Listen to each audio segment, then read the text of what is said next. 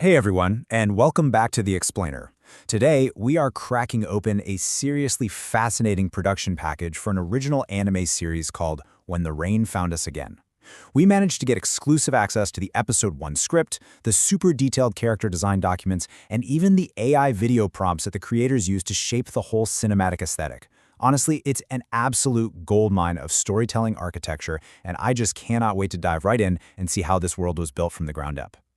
But before we get too deep into the weeds here, let's ask a really fundamental question. What makes an anime pilot truly unforgettable?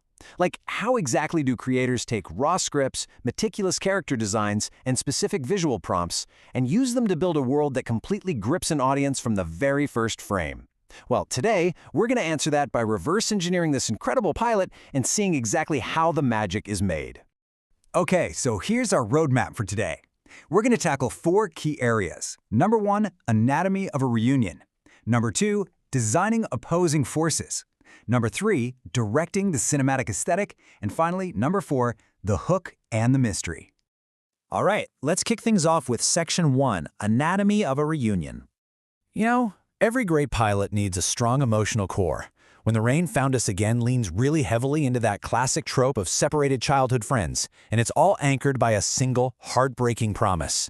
If we ever get separated, find me again. Okay?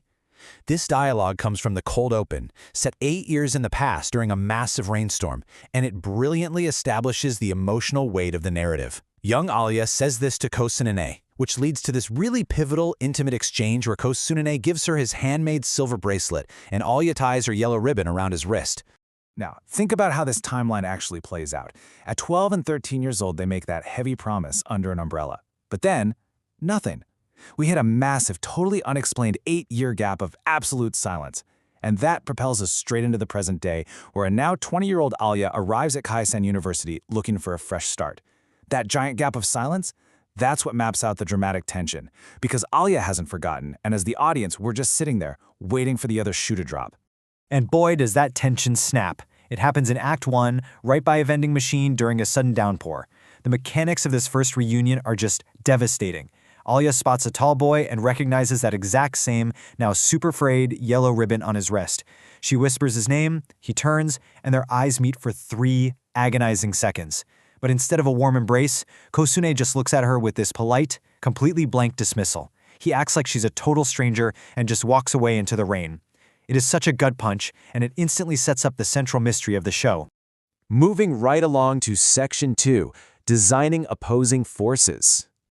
So, how do you visually communicate that massive emotional distance between 2 characters who used to be best friends? Well, the creators built a really deliberate duality straight into their character designs. Alya is designed entirely around this concept of warmth. She's got chestnut hair, amber eyes, and this very warm color palette of creams and soft oranges. The design notes literally call her presence an armor of light. Then you have Kosunay, who is entirely muted. Charcoal hair, gray-brown eyes, and a wardrobe full of slate and navy.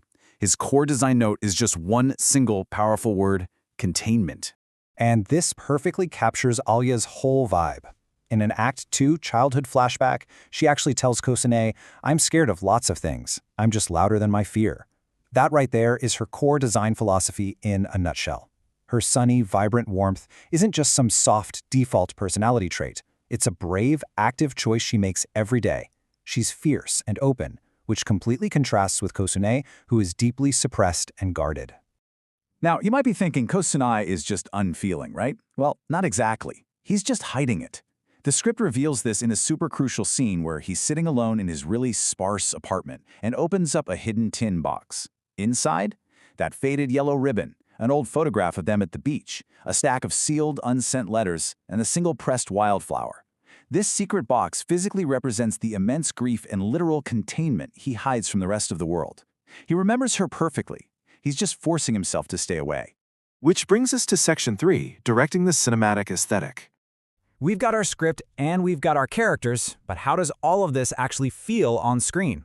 The production package includes the AI video prompts that acted as the director's lens, really dictating the rich visual language and overall mood of the pilot. When you unpack tags like Studio Ghibli style and melancholic warmth right alongside blue-gray lighting and soft watercolor backgrounds, you can see exactly how the team built this moody, incredibly cinematic environment. The rain literally feels like a character of its own, painting the entire screen with raw emotion. What's really wild is how drastically the visual environment shifts depending on whose emotional state is driving the narrative. For Alya's solo scenes, the prompts use tags like warm amber light and a slice of life aesthetic, which really highlights her hopefulness. But the second we switch over to Kosunay's perspective, the prompts completely change, demanding moody blue-gray lighting and emotional isolation. The visual world of the show literally bends to reflect their inner psychology. It's brilliant. And this crazy attention to detail extends way beyond just the two leads. The design docs introduce a secondary character named Reina, who's described as a mysterious ally. The notes specifically demand that whenever she appears, the color temperature of the entire scene must drop slightly. Decked out in cool plum and slate tones, she actively manipulates the visual mood. She essentially acts as this walking, breathing, visual question mark that just naturally unsettles the viewer. All right, let's head into our final stretch, Section 4, the hook and the mystery. The real emotional climax of the pilot hits late at night in a university library. Just walk through this romantically tense micro-shot with me for a second. Alya, completely exhausted from trying to investigate him all day, falls asleep at a desk. Kosunay, who has secretly been watching her, walks over and gently drapes his jacket over her shoulders. And then comes the real kicker. The camera pushes in for an extreme close-up as his hand hovers just millimeters from her hair, but he pulls back. It is this deeply profound moment of self-denial that speaks absolute volumes and not a single word is spoken. So Alya wakes up, finds the jacket, and smiles, thinking she has finally caught him in his lie. But then, her phone buzzes. She gets a text from an unknown number that says, "Stay away from Kosunay Ashev if you want him to stay alive." Talk about a massive visual gut punch. In one single frame, that text message fundamentally shifts the entire genre of the pilot. We are just in a cozy slice-of-life romance anymore. We have just crossed a very clear line into a dark, high-stakes thriller. And this right here, probably my absolute favorite character moment, because despite this literal death threat, she doesn't panic. The script notes point out that the warmth drains from her face, but her jaw sets. Her reaction isn't fear, it's pure, absolute resolve. She looks out the window into the pouring rain and quietly asks, "What are you caught in, Kosunay?" It is the perfect reinforcement of her character design. She's that fierce protector wearing her armor of light, and there is absolutely no way she's backing down. Which brings us to the end of today's explainer, leaving us with one massive, highly provocative question. What exactly is Kosunay running from? Why does a simple phone call from his own father fill him with so much dread? And who on earth sent that lethal text message to Alya? The creators have so masterfully used every tool in the toolbox, script, color, lighting, and design, to absolutely hook us into finding out the dark mystery behind his 8-year disappearance. I highly recommend taking these storytelling lessons to heart, whether you're a fan wanting to appreciate anime on a deeper level or a creator looking to build your own worlds. Thank you so much for hanging out with me for this explainer. Keep asking questions, and I'll catch you next time.